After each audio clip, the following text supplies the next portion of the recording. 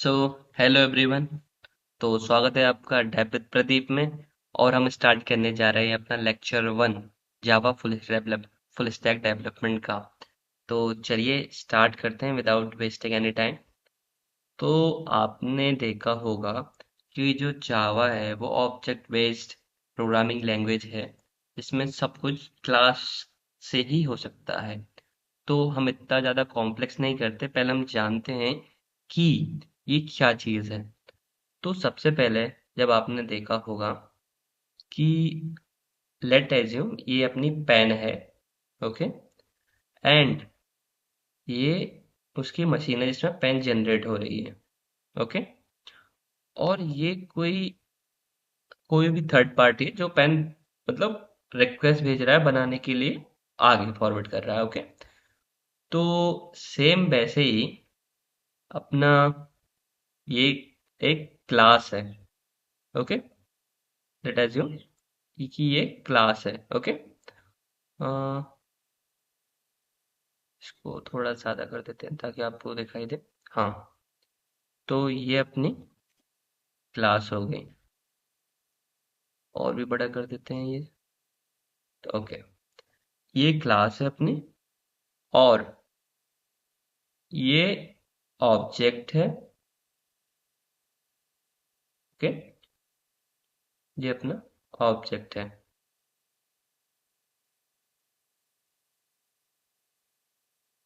ये ऑब्जेक्ट है। और यहाँ पे एक और है जो इन्हें बनाने में हेल्प करता है, वो है न्यू। तो ये अपनी मशीन है। अब एक मिनट रुकिए, आपको समझ आएगा थोड़ा। और ये पेन है अपनी।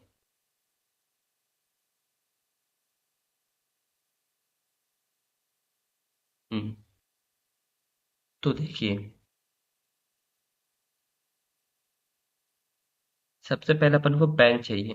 तो अपन ने इस भाई से बोला कि देखो, मुझे पेन की जरूरत है और तुम्हें ये कैसे भी करके देना है। अब ये खुद तो हाथ से बना नहीं सकता पेन। तो ये क्या करेगा, ये जाएगा मशीन में, जो भी मटेरियल रहेगा वो डालेगा, इससे बोलेगा, रिक्वेस्ट करेगा कि मशीन अब बना सकती है नहीं बना सकती। उसके बाद अगर ये बना सकती है तो मशीन इसको रिप्लाई करेगी कि हाँ ये बन सकता है या नहीं। तो उसके बाद अपन को पता चलेगा कि हाँ मतलब ये बना सकती है, ये हो गया। सेम उसी तरह क्लास ऑब्जेक्ट जुड़े हुए हैं। क्लास अपन मान के चलते हैं कि एक एक शेप, मतलब कि हाँ शेप है, जिसके अंदर सारे ऐसे ट्राइंगल सर्कल सब कुछ आते हैं, एक टेम्पलेट टाइप का है। तो अपना ऑब्जेक्ट है वो रियल वर्ल्ड एंटिटी है, जस्ट लाइक कि ये सिर्फ टेम्पलेट है, और जो रियल जो डिजाइन है, सर्कल जो भी शेप है वो ये है।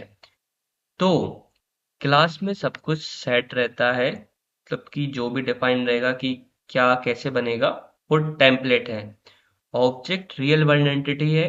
और इसमें जो आता है न्यू, तो न्यू क्या करता है, एक जैसे ही है ना, अपन को ऑब्जेक्ट बनाना रहता है ना, तो एक स्टेटमेंट बहुत ज्यादा आपने देखा होगा, जैसे कि ए A1 इक्वल्स टू न्यू ए, ये आपने देखा होगा। तो मेनली इसमें क्या होता है, ये ऑब्जेक्ट बनाते हैं अपन। तो ये जो ए है, ये ये कंस्ट्रक्टर है। अभी आपको ये इतना ज्यादा नहीं सोचना है, बस ये मान लीजिए कि ये आपकी जो है वो एक क्लास है। ये क्लास है। A1 जो है जस्ट एक वेरिएबल है, रेफरेंस वेरिएबल जो अपन मान के चल रहे हैं। इसमें आपको कुछ भी वैल्यू स्टोर कराना है, ओके। जो ये न्यू वर्ड है, ये क्या करता है, ये रिक्वेस्ट भेजता है क्लास को कि देखो, हमें एक ऑब्जेक्ट बनाना है।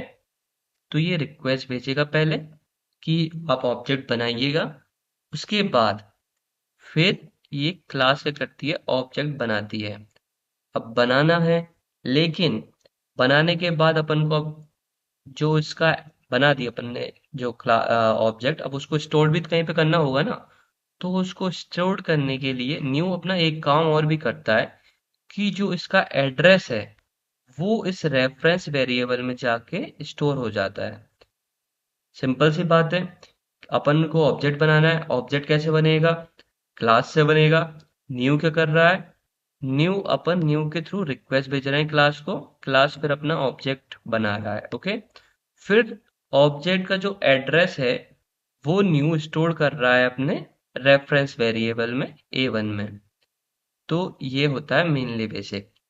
तो जस्ट आपको मैं लेके चलता हूँ एक छोटा सा अपन एक प्रोग्राम बनाते हैं, एकदम बेसिक हेलो वर्ल्ड वाला। क्योंकि आपने देखा होगा सारे जो प्रोग्रामिंग लैंग्वेज है उसका जो पहला प्रोग्राम रहता है वो हेलो वर्ल्ड का ही रहता है। तो हम जस्ट लेके चलते हैं कोर जावा की ओर। हम्म। तो ये इंटेलिजी आई, ये एक जैसे आपने VS कोड देखा होगा, ये जैसे एक एडिटर है जिसको कोड लिखने के लिए यूज होता है। तो अभी ये मेरा है, तो मैं इसमें कुछ नहीं करता हूँ, बस यहाँ पे जाके ये जो है ये है मेरा।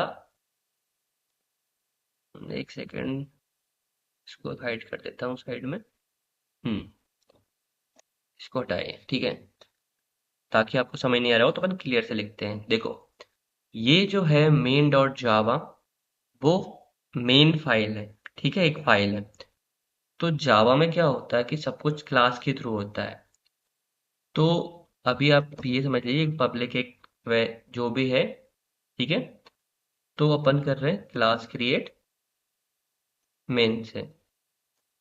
ओके, अब इसमें हम लोग को एक मेन फंक्शन बनाना पड़ता है। ओके, जैसे हो गया पब्लिक। अभी आपको कोई समझ नहीं आएगा, ये आपको मैं डिटेल में बताऊंगा। अभी ये मान के चलिए कि एक टेम्पलेट है। ओके,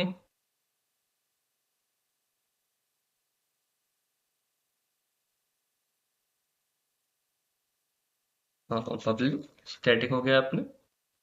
ये स्टैटिक अभी मैं आपको थोड़ा डिटेल में बताऊंगा, क्योंकि स्टैटिक नॉन स्टैटिक काफी अच्छा टॉपिक है आपको इंटरव्यू के लिए।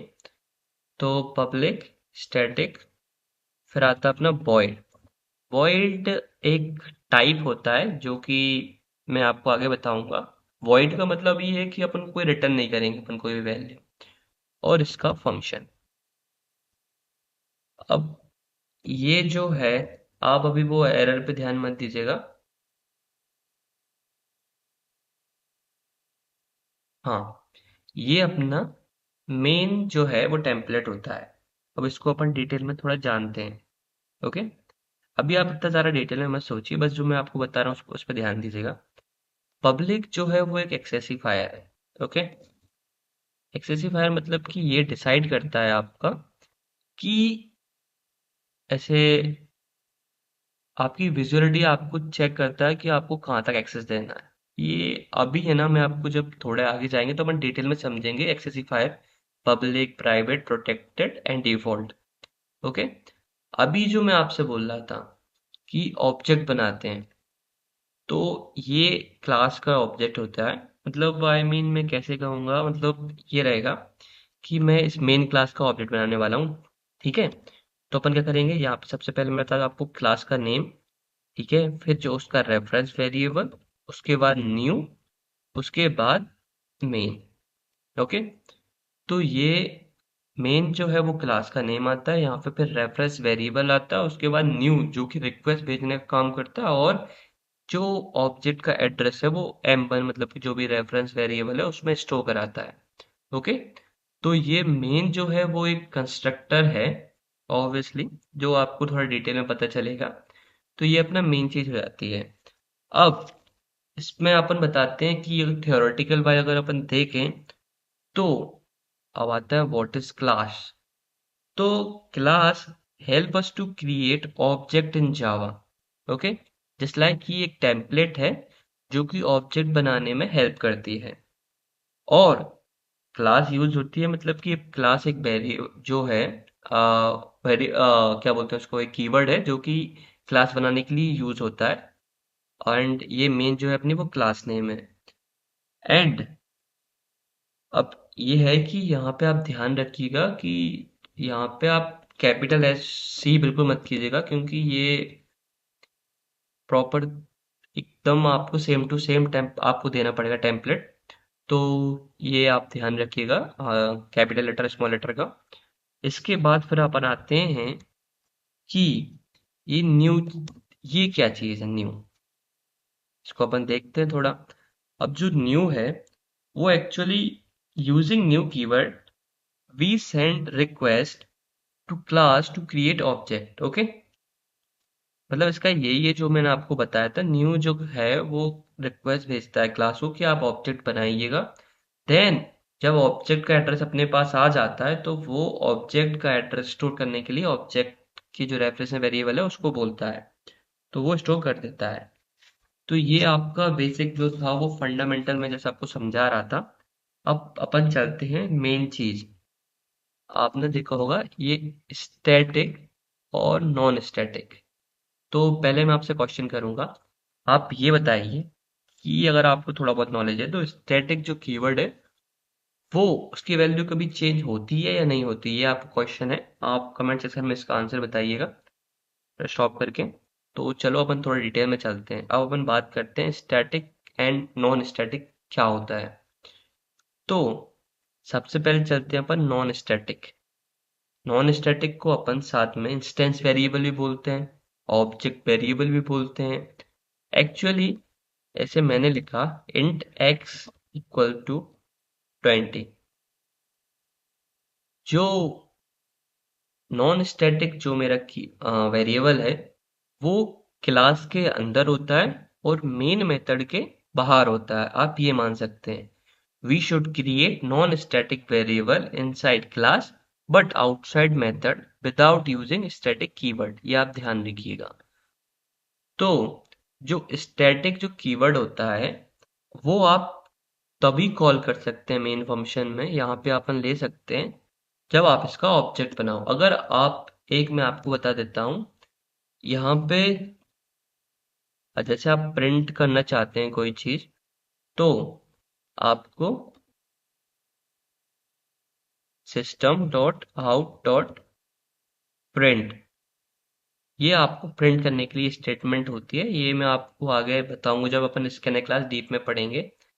अभी मुझे जब एक्स प्रिंट कराना है तो अब ये ऐसे प्रिंट नहीं होगा क्योंकि ये एरर बताएगा। मैंने अभी आपको बताया कि जो static keyword non static non static है, उसमें से नॉन स्टैटिक जो कीवर्ड है उसके लिए आपको ऑब्जेक्ट बनाना पड़ता है पहले, क्योंकि इनकी जो सारी मेमोरी है वो हीप में स्टोर होती है। ओके, तो सबसे पहले अपन इसका ऑब्जेक्ट बनाते हैं, तो आप बताइए मुझे कैसे बनाएंगे।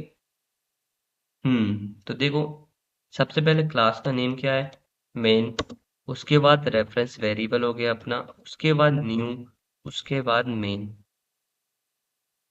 ठीक है, अब इसको अपन m डॉट एक्स ये करेंगे, अब ये प्रिंट हो जाएगा m1, सॉरी। ओके, तो अब इसको रन करते हैं अपन।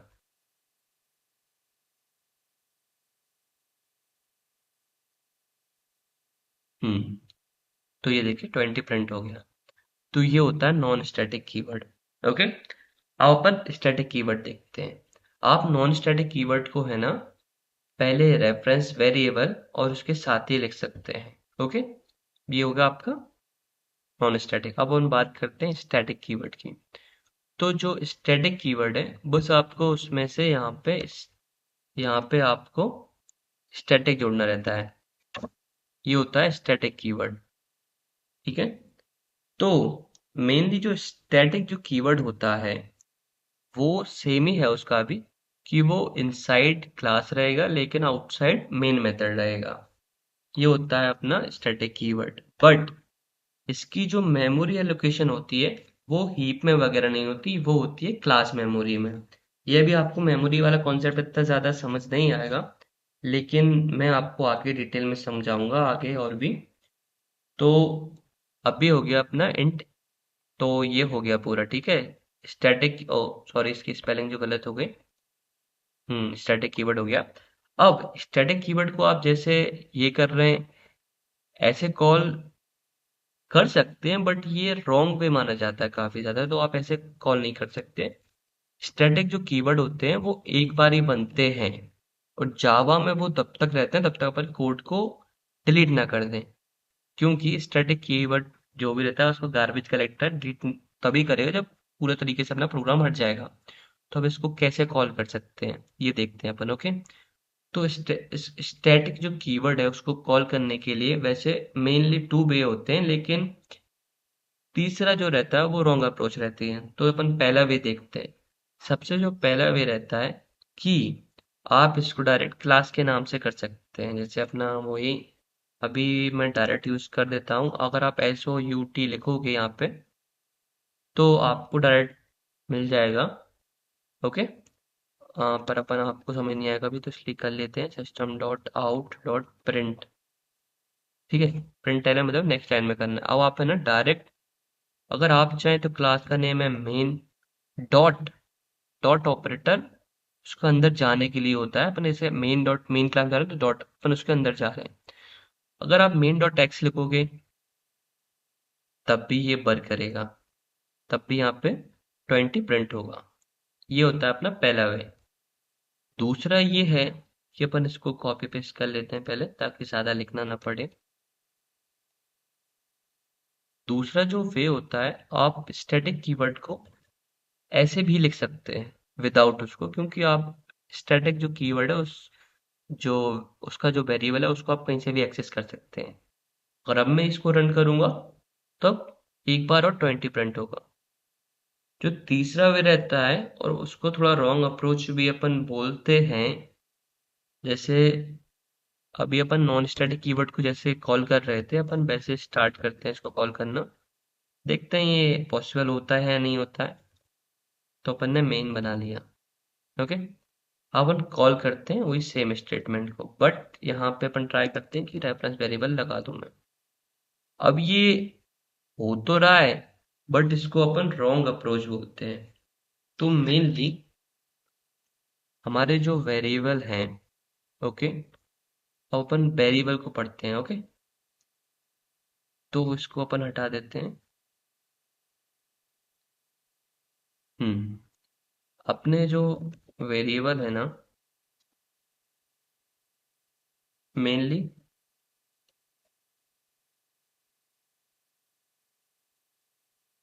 जो वेरिएबल है ना अपने, वो तीन टाइप के होते हैं। ओके, जो भी मैंने आपको बताया। सबसे पहला आता है अपना स्टैटिक वेरिएबल। ओके, फिर आता है, अरे यार एक सेकंड यार, स्टैटिक वेरिएबल जो कि पहला है। उसके बाद फिर अपना नेक्स्ट आता है नॉन स्टैटिक वेरिएबल।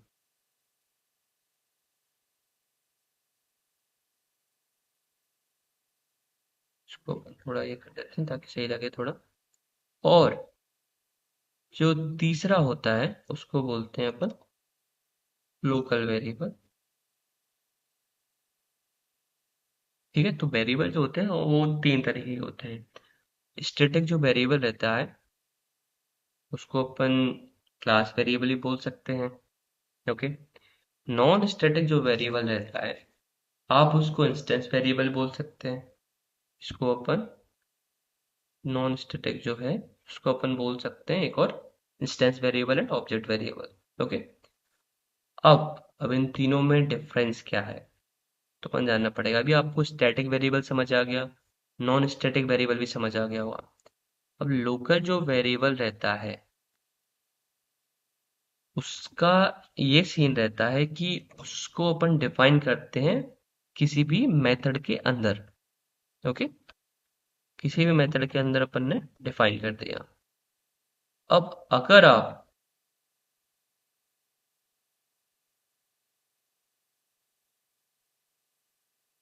आप इसको प्रिंट कराने का ट्राई करोगे, ओके,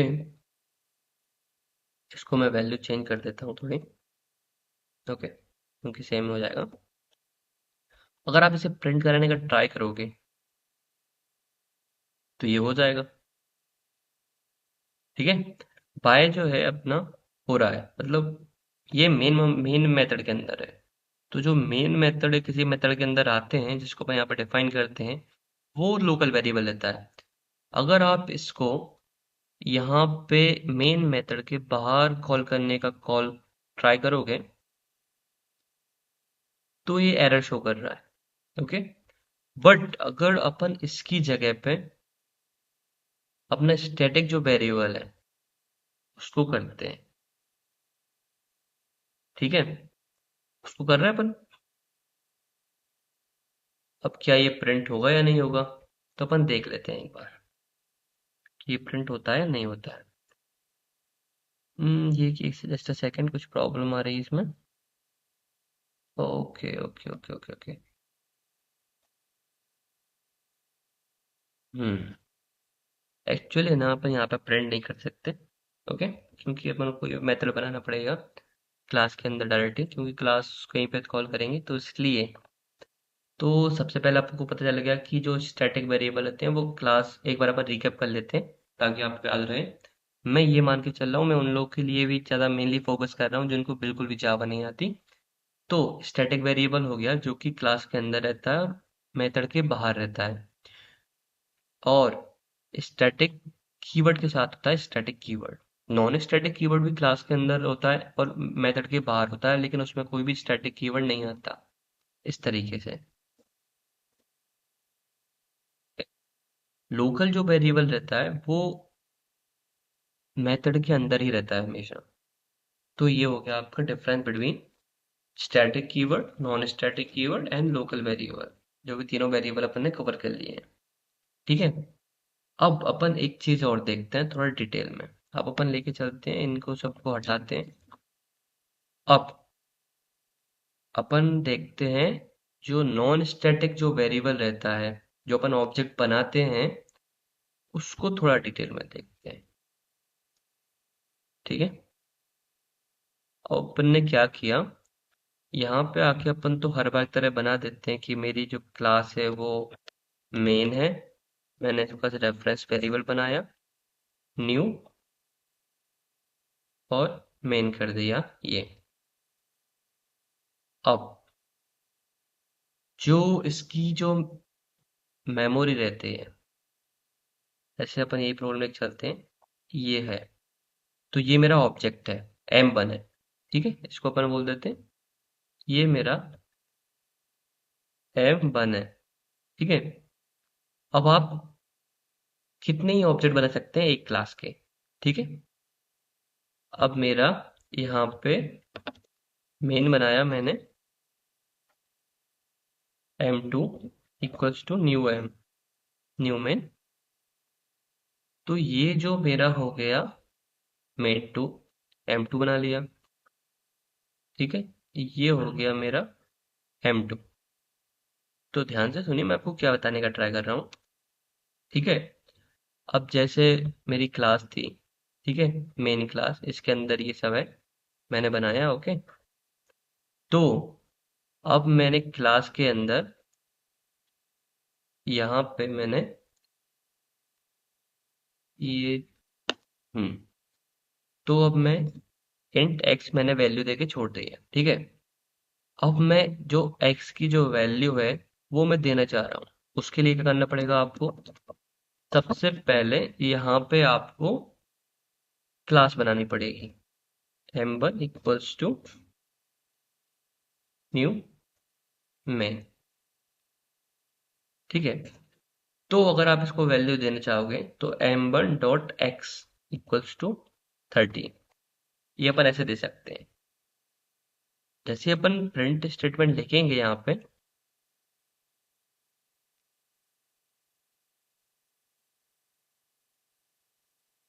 अपन लिखेंगे m1 डॉट एक्स, इसकी वैल्यू प्रिंट हो गई। तो ये जो m1 है, x की जो वैल्यू अपन ने 30 करी है, वो m1 में करी है, यहाँ पे करी है 30।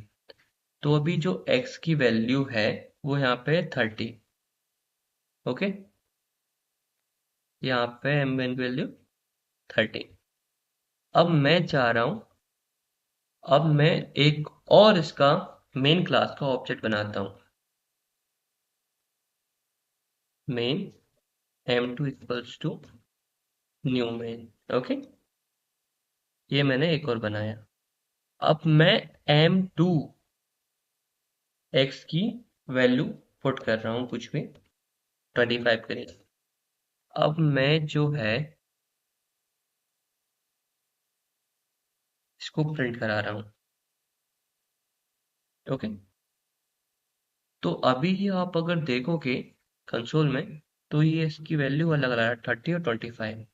तो मैं आपको ये बताने का ट्राई कर रहा हूँ कि जो भी मैं ऑब्जेक्ट बनाता हूँ उनकी जो भी अपने क्लास के अंदर जो रहता है वेरिएबल, नॉन स्टैटिक वेरिएबल, उसकी जो वैल्यू है वो अलग अलग रहती है, वो सेम नहीं रहती।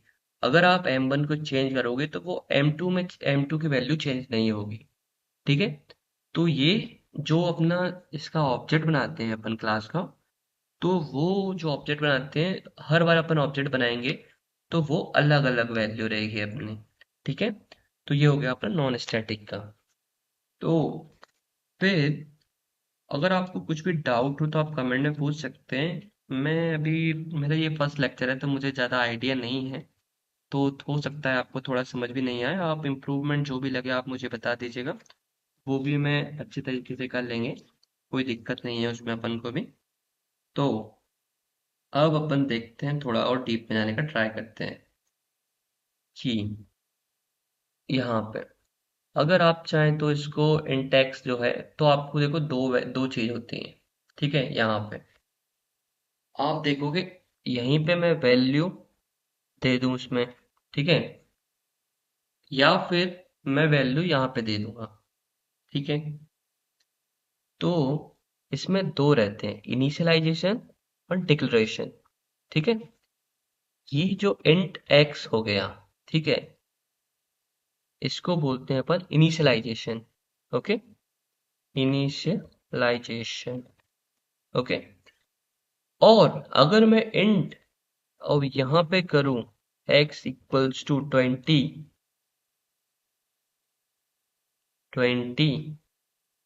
ये जो मेरा चीज है इसको बोलते हैं अपन डिक्लेरेशन। ओके, इसको बोलते हैं डिक्लेरेशन। इसमें बहुत लोग कंफ्यूज होते हैं, तो अगर आप इसको साथ लिखना चाहोगे ना, ऐसे, हम्म, तो ये जो वाला पार्ट हो गया अपना, इसको बोलते हैं इनिशियलाइजेशन, एंड इसको बोलते हैं डिक्लेरेशन। ओके, तो ये आप इसमें थोड़ा कंफ्यूज मत होना, क्योंकि मैंने देखा कि जो भी फ्रेशर रहते हैं वो उसमें, जिनको नहीं आती है जावा बिल्कुल, वो उसमें थोड़ा सा कंफ्यूज रहते हैं। तो आज के लिए मेरे अकॉर्डिंग इतना काफी रहेगा। आज अपन ने देखो व्हाट इज क्लास क्या होती है, जावा क्या होता है, मतलब ऑब्जेक्ट क्या होता है, वो देख लिया। अब अपन मेनली आपने सुना होगा कि जो जावा है वो, अपन अब थ्योरेटिकल पे चलते हैं। ओके, अभी थोड़ा देख लेते हैं। जावा जो है वो, उसको अपन ने देखा होगा, डेफिनेशन आपने कहीं भी पढ़ी होगी, जावा इज अ प्लेटफॉर्म इंडिपेंडेंट।